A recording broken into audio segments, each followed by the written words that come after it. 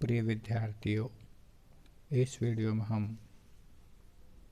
राजस्थान के विभिन्न राज्यों व ब्रिटिश कंपनी के साथ हुई संधियों पर चर्चा करेंगे, जिसमें आज हम कोटा राज्य और ब्रिटिश कंपनी के बीच हुई संधि पर वार्ता करेंगे। अंग्रेजों द्वारा अपनी साम्राज्यवादी नीति को आगे बढ़ाने के संदर्भ में हम देखते हैं कि उन्होंने राजस्थान के विभिन्न राज्यों से संधियां की, जिसमें उन्होंने कोटा के साथ भी संधि की। सर चार्ल्स मैटकॉफ ने कोटा महाराव को भी संधि के लिए तैयार किया कि वह अंग्रेजों के साथ संधि कर ले। कोटा की प्रशासनिक व्यवस्था राजराणा जालिम सिंह के हाथों में थी। यही कोटा का वास्तविक शासक था।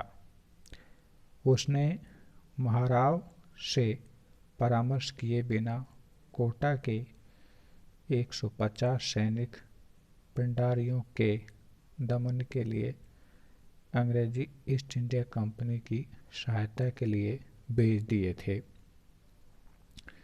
इसके बाद जालिम सिंह ने अंग्रेजों के साथ संधि करने का निश्चय किया।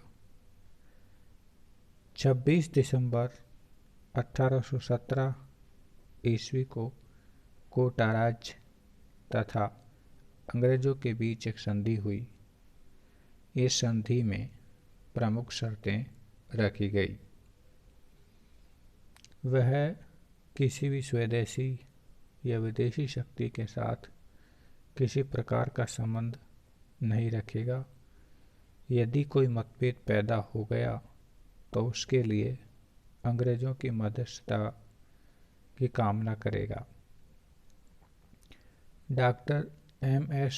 मेहता के अनुसार कोटा के महाराव ने अंग्रेजों के साथ अधीनस्थ सहयोग के रूप में कार्य करना स्वीकार कर लिया था। इसके बदले में महाराव कोटा मराठों को जो कर देता था, वही रकम उसने अंग्रेजों को देना स्वीकार कर लिया। कोटा महाराव तथा उसके उत्तराधिकारी सदैव ब्रिटिश सरकार की अधीनता में रहते हुए ब्रिटिश सरकार को सहयोग देते रहेंगे।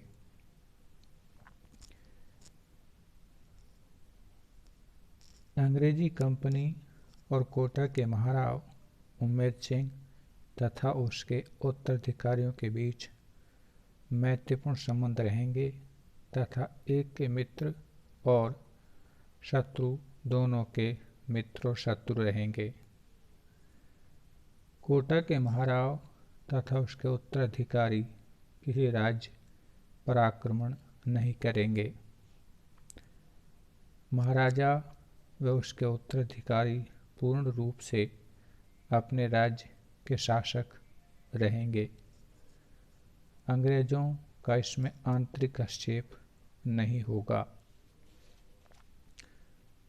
कोटा महाराव अंग्रेजों को आवश्यकता के अनुसार सैनिक सहायता देगा।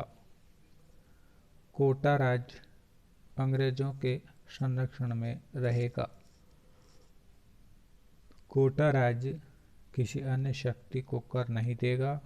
यदि कोई शक्ति कर मांगती है तो उसका उत्तर कंपनी सरकार देगी। 26 दिसंबर 1817 को हुई इस संधि में उपरोक्त सभी शर्तें एक दूसरे को मानने के लिए और आगे भी इन शर्तों को बनाए रखने के लिए आपसी समझौता अर्थात संधि हुई। लेकिन बाद में 20 फरवरी 1818 ईस्वी को एक दूसरी संधि और समझौता हुआ जिसे पूरक संधि का नाम दिया गया, जिसके अनुसार कोटा के राजा महाराज उमेद सिंह के बाद उसका ज्येष्ठ पुत्र तथा उसके वंशज कोटा राज्य के शासक होंगे और राज्य की समस्त प्रशासनिक सत्ता झाला जालिम सिंह और उसके बाद जालिम सिंह के वंशजों के पास रहेगी। इस तरह की शर्तें रखी गई।